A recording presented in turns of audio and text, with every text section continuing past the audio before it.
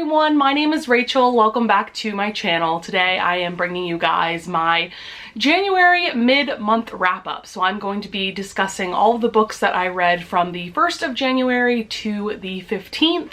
So without further ado, let's just get into it. The first book I want to discuss is the Book of Essie. This is by Megan McLean Ware. Basically, this book is about this girl named Essie, or Esther, who I think is about 17 at the start of this book. And her family is heavily featured on this reality show called Six for Hicks, which definitely is reminiscent of like 19 Kids and Counting, like those type of reality shows. And essentially she becomes pregnant, and to kind of cover up the fact that she has become pregnant out of wedlock, her mother decides to find a young man for her to marry. And unfortunately, this did not work for me. I gave this 2 stars, and it's also unfortunate because this was the very first book that I read in 2020. So I definitely didn't start off my reading year on a good note. I will say the first half of this book or so was okay. Like, I probably would rate it like a 3, maybe a 3.5 star, but I was definitely struggling through the second half of this, and the only reason why I didn't DNF it was because, I mean, I was genuinely curious to see how the story would end and what would happen to all of our main characters. I do think that this book and this story had a lot of potential, but it definitely fell short for me. For one thing, I was getting kind of annoyed because throughout the book, the author would add little extra anecdotes here and there about all of the main characters as an attempt for character development. But for me, it was just a lot of unnecessary information, and it just got to a point where I would say the last like 20% of this book, I was straight up skimming just to see what the ending would be. And because the character development wasn't great, I found that I couldn't really emotionally attach to any of the characters. We have 3 main characters. So we have Essie, and then Rourke, who is the guy that she ends up marrying as like a cover-up, and then we have Liberty, who is a journalist who kind of helps Essie and Rourke get their story out there. And I just felt like I couldn't really get emotionally attached to any of them, and so that was another reason that towards the end of the book, I just found myself skimming because I just didn't care. And this book attempts to cover a lot of really hard-hitting topics, such as sexual assault, conversion therapy, incest, cults. There's just a lot happening, and it ended up feeling very surface level, and I think that's because this book is only maybe 300 pages, and there just wasn't enough page time to fully devote to all of these different topics. So I kind of wished that this author would have maybe narrowed down her focus a bit and not tried to cover so many subjects in one book. I mean, I kind of understand what she was going for, but at the end of the day, it just didn't work. So yeah, I'm disappointed. I gave this 2 stars. I have a feeling this is going to end up on my worst books of the year video for 2020. Okay, so next I thought I would just discuss all of these books together. So I did the Smutathon, which took place from January 4th to January 11th. I did an entire reading vlog all about my experience with that, so I will definitely link that up in the cards above. That is also where you will find more in-depth thoughts about all of the books that I read for that readathon. But I thought that since I know some people don't like watching reading vlogs, I thought that I would just do like shorter reviews in this video of all the books that I read for it. So the first book that I read was Marriage for One by Ella Mays. This is essentially an extremely slow burn marriage of convenience romance about Jack and Rose. And yes, there is a joke made at the very beginning of the book that they were doomed from the start because of their names. So we have Rose, who's our main character, and essentially her uncle passes away. But in order for her to get her inheritance, she has to be married. And so this guy, Jack, he offers to be her husband. So they do get married at the very beginning of this novel, and the whole story is just their slow burn relationship. And I did overall really enjoy this. I listened to the audiobook off of Audible Escape. I started a free trial of that this month, and I have really been enjoying it. Basically, that's just kind of like a subscription service through Audible where you pay like $6.95 a month if you have an Audible membership, and it's $12.95 if you don't have an Audible membership, and you get access to thousands and thousands of romance novel audiobooks. First of all, the male narrator for this, I think his name is Lance Greenfield. His voice was so swoon-worthy. I was just having a great time listening to this audiobook. I really was loving this. Definitely like the first half, I thought I was going to give this 5 stars. I was just loving the development of this relationship between Jack and Rose, but about the halfway mark, this plot takes quite a turn. It becomes a lot more serious. I wasn't ready for that. I wasn't prepared for that, and basically for that reason, I did downgrade my rating to 4 stars. You know, in the first half of the book, it leads you to think that this is going to be more of a comedy. It's definitely more lighthearted and funny in the first half. And so then when the plot did take this turn, it was something that took me aback a little bit.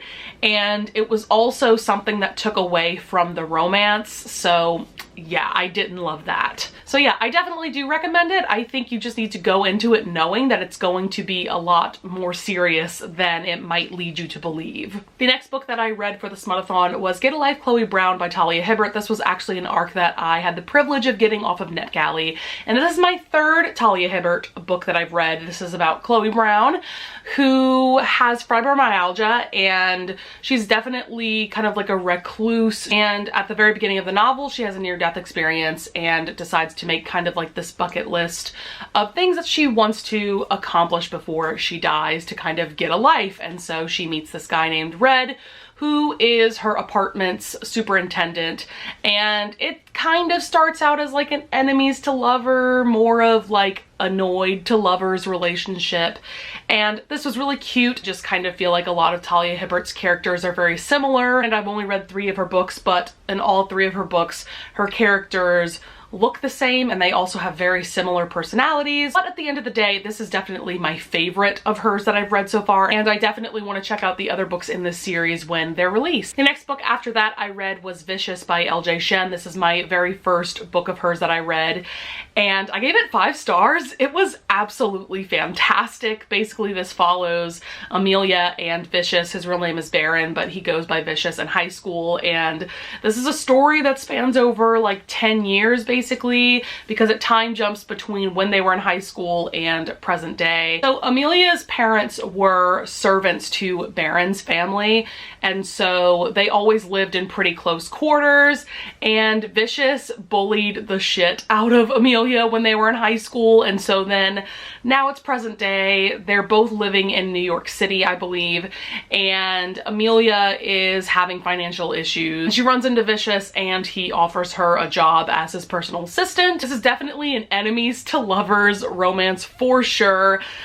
In high school, they really hated each other's guts. Definitely Vicious like hated Amelia, but at the same time he was obsessed with her, and Amelia definitely felt attracted to him. And so then 10 years later, they do start a sexual relationship that then develops into an actual loving relationship. And I have to say, I thought I was going to hate this, but I ended up loving it because LJ Shen just knows how to write a redemption arc. Because yes, Vicious is an awful asshole of a person for most of the book, but then I would say within like the last 25% of the book, your opinion definitely changes of him, and I just really loved that. So yeah, I definitely cannot wait to check out the other books in this series very soon. After that, I read At the Stroke of Midnight by Tara Civic.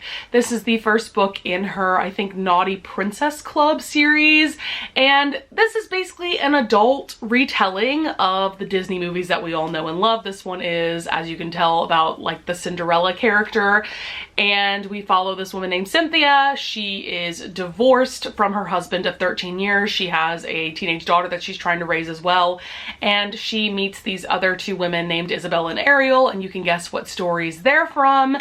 And they essentially decide to become strippers to make money, and that's really what this book and the series is about. This was so much fun. I gave it 5 stars. I just had such a fun time. I cannot wait to read the other 2 books in this series. I really enjoyed the romance between Cynthia and PJ, and yeah, I laughed out loud so many times while reading this. I feel like Tara Civic is one of the funniest rom-com authors that I have ever read from, so I definitely recommend checking this out if it's something that you think you would enjoy. After that, I read The Governess Game by Tessa Dare. This is book 2 in her Girl Meets Duke series, and I of course gave this 5 stars. I feel like I'm incapable of giving any of her books less than 5 stars. I read The Duchess Deal last year and it was one of my absolute favorite books of 2019, so I will link that video up in the cards as well.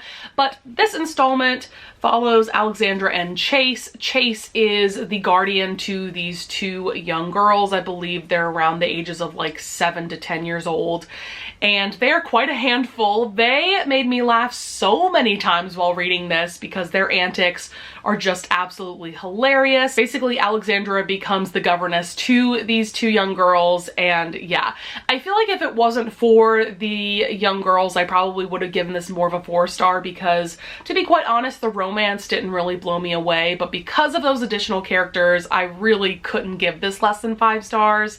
So I wholeheartedly recommend this. I recommend Tessa Dare in general if you've never read historical romance or if you're just looking for the best of the best in this genre, because Tessa Dare is truly one of the best historical romance authors that I have ever read from. Next, I read kind of a weird one, and that was Planet Barbarians by Ruby Dixon. So this is a science fiction romance. Basically, it's about this woman named Georgie. She gets abducted by really bad aliens. Their spaceship crash lands on this ice planet, and she meets this alien named Vectel, who is this tall, blue-skinned dude, definitely reminds me of Avatar. And upon seeing her, he knows that she is his mate. And so that is basically the premise. I oddly really enjoyed this because the world building was really solid. I liked the characters. I actually really enjoyed that during like the whole first half of this book, they couldn't really understand each other. So the 2 of them kind of developing their own vocabulary was really cute to see. It's also a series of like 17 books, and I definitely plan on checking a couple more of them out because I did really enjoy this, and if you're looking for something quite a bit different in the romance genre, then I would say check it out. After that, I read The Bromance Book Club by Lyssa Kay Adams. I think this was my absolute favorite read of the readathon. So this story centers around Gavin, who is a Major League Baseball player, and his wife Thea.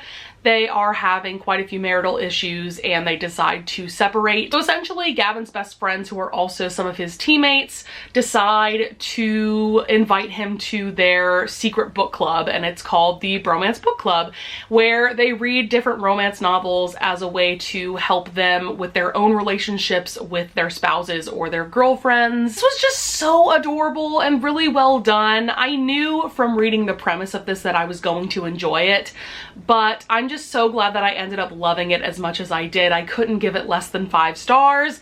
I cannot wait for the sequel, which I think is called Undercover Bromance, which I think is coming out in a couple of months, and I definitely pre-ordered a copy of that. After that, I read Birthday Girl by Penelope Douglas. This is essentially a forbidden romance slash age gap romance, and it centers around Jordan, who is 19 years old. She is dating this guy Cole, who is quite an asshole, and they end up moving in with Cole's father named Pike, who is around 37, 38 years old, and the whole plot centers around this growing relationship between Jordan and Pike. Overall, I did really enjoy this. I gave it 4 stars. There were some things that I felt a little conflicted about, and if you want to know more about that, definitely go check out my reading blog because I spent quite a bit of time discussing those issues, and I don't want to go into them here, but I did really enjoy it and I would recommend it. I'm definitely going to read Punk 57 really soon, and I'm also curious about her other novels as well. Next was a book that really didn't work for me, and honestly I didn't expect to love it anyway. That is Back River Quiver by Alexa Riley and Jessa Kane. This is essentially a satirical slash ridiculous short smutty novella about this girl named Morgan. She ends up trapped in the Everglades, and this guy named Rickson who rescues her from being attacked by an alligator. He immediately falls in love with her and knows that she is his mate, and that is the premise. I just kind of realized that this kind of smut really doesn't work for me. I didn't find it all that funny. There were a couple of times where I thought the couple of jokes were actually pretty funny and I did laugh out loud, but for the most part I just found it to be really ridiculous and I don't know, just kind of stupid, honestly. So yeah, I'm gonna settle on giving this 2 stars. Definitely don't recommend it. Also, I don't even think you can buy this anymore because all of Alexa Riley's books were taken down from Amazon because they were doing some shady things. And the last book that I read for the Smutathon was Heidi's Guide to 4-Letter Words. This is by Tara Civic and Andy Arndt. I read a book by Tara Civic earlier in the readathon that was At the Stroke of Midnight, and Andy Arndt is actually an audiobook narrator, and so that was cool to have her collaborate with Tara Civic on this book. So this is essentially about this woman named Heidi, and she has lived a pretty sheltered life. She's kind of naive about things like romance and sex and stuff like that, and so she ends up getting laid off from her teaching job and she gets a job at this audiobook recording company. They specifically record smutty romance novels, and so she ends up starting this podcast where she reads excerpts from really smutty novels to try to become more comfortable with herself and more comfortable with her sexuality. This was overall just such a fun time. I gave it 4 stars. I really enjoyed the romance between Heidi and Brent. She becomes friends with this romance author and her husband, who is actually a famous movie star, and I really liked that whole dynamic. This was just such a fun time. Tara Civic is definitely becoming one of my favorite romance authors. I highly recommend listening to the audiobook as well. This is an Audible original and I listened to it off of Audible Escape. Alright, hey guys, I finished filming like an hour or so ago and I just realized that I forgot to talk about this book because I didn't actually finish it, but I still wanted to discuss it with you guys. This was actually the last book that I started to read at the end of Smutathon, and that is The King of Bourbon Street by Thea DeSalle. I thought that I was going to adore this book because Chelsea from Chelsea Darling Reads, I will link her channel up in the cards. I know I reference her a lot, but she's one of my favorite booktubers. This is her favorite smutty novel ever, and so I thought that I was going to love it. Also, it's set in New Orleans and it's about a plus-sized woman, so yeah, I thought it was going to be like a home run new favorite for me, and unfortunately it wasn't. I actually ended up DNFing this at about the 44% mark, so I had quite a few issues with it. For one thing, I couldn't emotionally connect with any of the characters. I feel like the author just didn't develop them really at all. I actually found Saul to be kind of unlikable. He is our main male character in this, and for one thing, I wasn't a fan of the way that he was like thinking about Rain, who is the main female character. I don't know, just some of the words that he used just kind of rubbed me the wrong way. He used words such as roly-poly, squishy, jiggly, to name a few. I don't know, I just feel like there's a ton of other words that the author could have used to describe this beautiful character who also happens to be plus sized. I feel like around the 15% mark is when the first sex scene starts, and they also quickly start a BDSM relationship. Now, Saul was married to a woman who was into BDSM, and she was a dom and he was a sub. And so now in this relationship between him and Rain, he is the dom and she is the sub, but he's never been a dom before, and so he doesn't really know what he's doing because he's never done it before. He knows what his ex-wife did as a dom, but he's never done it himself, so I feel like that's potentially dangerous.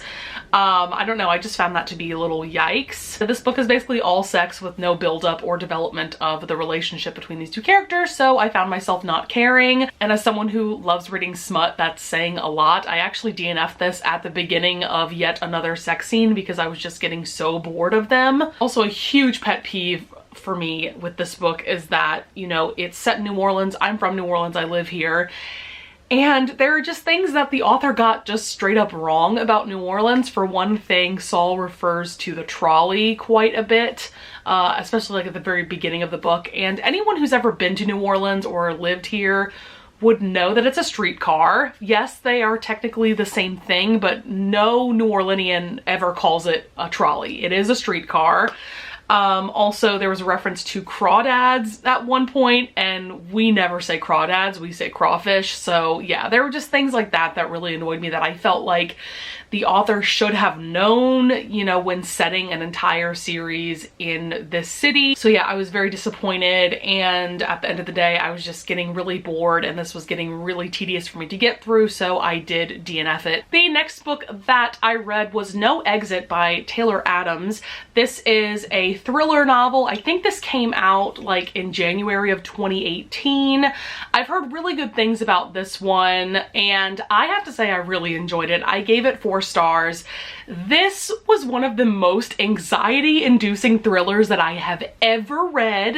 It was probably a mistake for me to be listening to this audiobook while driving around at night, and one night specifically I was driving around when it was really foggy outside, and listening to this audiobook definitely did not help my anxiety, if I'm being quite honest. So this is essentially about this girl named Darby. She is basically making a road trip trying to get to her mother, who is in the hospital for pancreatic cancer. And she ends up getting snowed in, and she has to stop at this rest stop in a very remote part of, I can't remember what state exactly. And she sees this little girl locked in a cage in this van, and that's really where the premise goes. I have to say that I was able to guess pretty much all of the plot twists, like the main plot twists in this, but I didn't know like the circumstances going into it or anything like that, so I wasn't really annoyed. I definitely would recommend this if you're really into thrillers. Like I said, I was on the edge of my seat literally the entire time.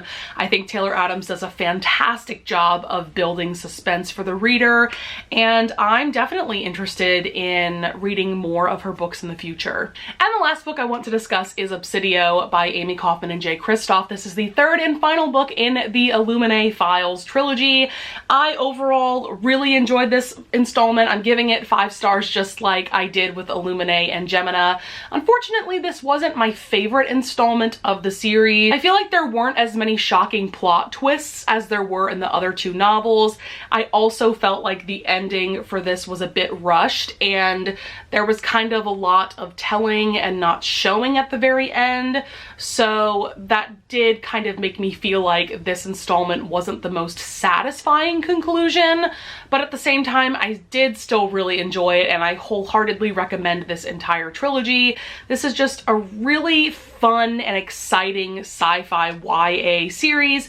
The first book basically centers around Katie and Ezra. They are living on this ice planet that gets attacked by this evil corporation called Baytech, and so they get on a spaceship and they are on the run, and that is basically how this whole series starts. But yeah, I just loved this series as a whole. I wholeheartedly recommend it, and I also am very interested in reading more from these authors. I know that they came out with Aurora Rising, which I think is a new science fiction series from them, but I also am very interested in reading more just sci-fi series in general. This is a genre that I don't read a ton from because I didn't think that I enjoyed it, honestly. After reading this series, I definitely need to read more from this genre. Okay guys, that is it for my mid-January wrap-up. I hope you guys enjoyed, and I hope that you would consider subscribing, and I thank you in advance if you do. And with that being said, I'll see you guys in the next video. Bye!